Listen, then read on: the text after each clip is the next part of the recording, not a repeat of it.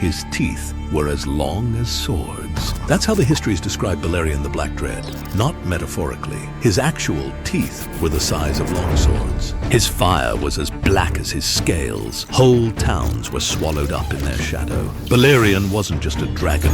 He was a flying apocalypse, a 200-year-old reminder that mortals don't make history, dragons do. And for over a century, from the ruins of Valyria to the conquest of Westeros, to the darkest mysteries beyond the known world, Balerion proved again and again that he was absolutely, utterly untouchable. This is every single time the Black Dread showed the world why no dragon, not Vhagar, not Drogon, not even the divine dragons of legend could ever match him. Welcome back to the Black Dread. I'm your Maester, and today we're counting down the moments that made Balerion a god. Let's begin. Number 10. Obviously, we'll start with him surviving the doom of Valyria. He was hatched in Valyria, the real Valyria, the freehold at its height, before the 14 flames erupted and drowned the greatest empire in history beneath the smoking sea. When Daenerys names her ship Balerion in a storm of swords, she says, "Would that this Balerion could soar as her namesake did," because Balerion wasn't just big, he was legend. He was living proof that the old world existed. According to the histories, Balerion was the last living creature in all the world who saw Valyria in its glory. Think about that. Every other witness to the Freehold's majesty died screaming in fire and ash. Balerion lived. He escaped with House Targaryen 12 years before the doom. While other Dragon Lord families ignored Daenys the Dreamer's prophecy and stayed behind to burn, Balerion flew west to Dragonstone. And when the peninsula shattered, when the greatest civilization ever built collapsed into ruin, Balerion just kept flying, untouchable from day one. Number 9. He burned a Volantene fleet before the conquest even started. Aegon the Conqueror didn't just wake up one day and decide to invade Westeros. He was already flexing years earlier. According to the World of Ice and Fire, Aegon set ablaze a Volantene fleet when Volantis tried to rebuild the Valyrian Empire after the doom. One dragon, one rider, an entire war fleet reduced to cinders and smoke. This is before Harrenhal, before the Field of Fire, before anyone in Westeros even knew Aegon's name. Balerion wasn't preparing for conquest. He was warming up. Number 8. Harrenhal. The night the sky burned. Harrenhal is the moment Balerion became a nightmare. Harren the Black thought he was untouchable. He'd built the largest castle in Westeros, walls 40 feet thick, towers taller than any other fortress in the Seven Kingdoms. He told Aegon to his face that stone doesn't burn. Aegon's reply? He showed him.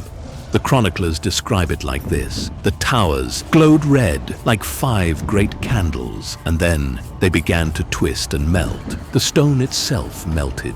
Balerion circled Harrenhal and breathed black fire until the tallest towers in Westeros sagged like wax under summer sun. Harren and his entire line burned alive in what they thought was the safest place in the world. One dragon, one night. An entire dynasty erased, and Aegon sent a message to every king in Westeros. Your walls mean nothing. Your armies mean nothing. Kneel or burn.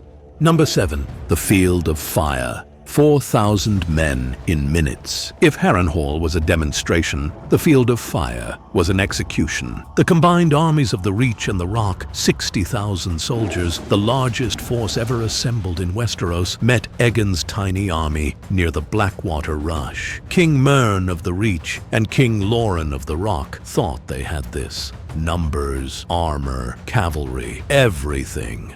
Then the dragons came. Vhagar and Meraxes hit from the flanks. Chaos, panic, but survivable. Then Balerion dropped from the sky like a meteor and turned the center of the battlefield into an inferno. The histories record near 4,000 men had burned that day. 4,000 in minutes. The Reach lost their entire royal line. Every Gardener king, every prince, every heir gone. Loren Lannister survived only by abandoning his army and fleeing. He knelt the next day because the alternative was extinction. The Black Dread just broke the largest army in Westerosi history without even trying. Number 6. The Battle at the Great Fork. Burning in the rain. You know what's scarier than Balerion burning armies on a clear day? Balerion burning armies in a rainstorm.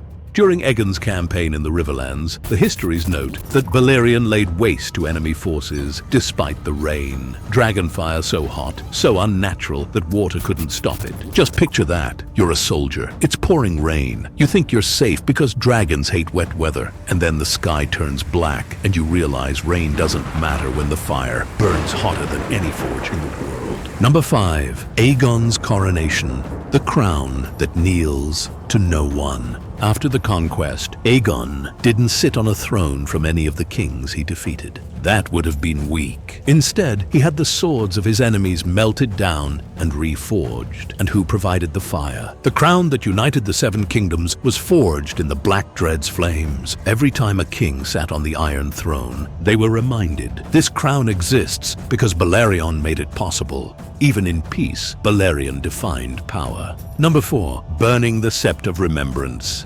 Maegor the Cruel gets a bad reputation. But let's be honest, Balerion did most of the work. When the Faith Militant rose against House Targaryen, Maegor's answer was simple: burn them. Balerion descended on the Sept of Remembrance and reduced it to ash. The Sept, the poor fellows inside, the Septons praying for salvation, gone.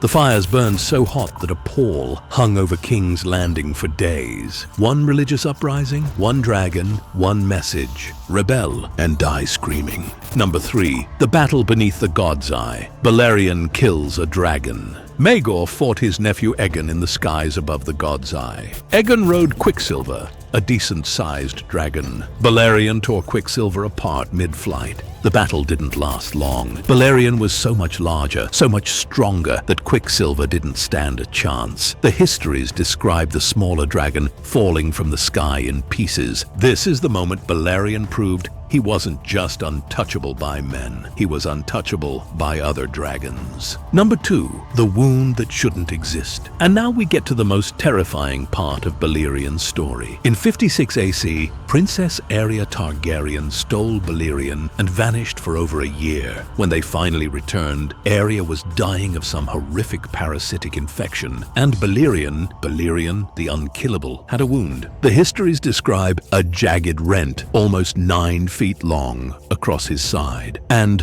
blood still dripped, hot and smoking. What the hell did Balerion fight? Theories range from fireworms in the ruins of Valyria to creatures in the Shadowlands beyond Ashai. Whatever it was, it hurt him. The dragon that burned Harrenhal, that broke the field of fire, that tore Quicksilver from the sky, came back bleeding. And here's the scariest part: Balerion won. He came back. Aeria didn't survive, but Balerion did. Even when something finally touched him, it couldn't kill him. Number 1. He died of old age. The most untouchable thing about Balerion: no one ever beat him. Not Harren the Black, not the armies of the Reach and Rock, not Quicksilver, not whatever wounded him in Valyria. Balerion the Black Dread lived for over 200 years. The histories say Balerion the Black Dread was 200 years old when he died. And a dragon never stops growing, so long as he has food and freedom. He died in 94 AC in King's Landing, too old and too heavy to fly. His jaw could barely close. His wings sagged, but he died undefeated. Every other dragon in this story either gets killed in battle, dies in the dragon pit, or disappears. Balerion just outlasted everyone. He saw Valyria burn. He conquered Westeros. He made kings kneel. And then, when there were no more enemies left to fight, he went to sleep and never woke up. That's not just untouchable. That's immortal. Balerion wasn't just the biggest dragon we know of that ruled Westeros. He was the standard. Every dragon after him, Vhagar, Vermithor, Drogon, they're all measured against the Black Dread, and none of them measure up. So here's my question for you. Which of these moments proves Balerion was the most untouchable dragon in history? Was it Harrenhal, the Field of Fire, or the fact that he survived a wound that should have killed him? Drop your answer in the comments. And if you think Balerion is the greatest dragon ever, smash that like button and subscribe, because we're just getting started on the legends of old Valyria. I'm your maester at the Black Dread. The dragons may be gone, but the fire still burns.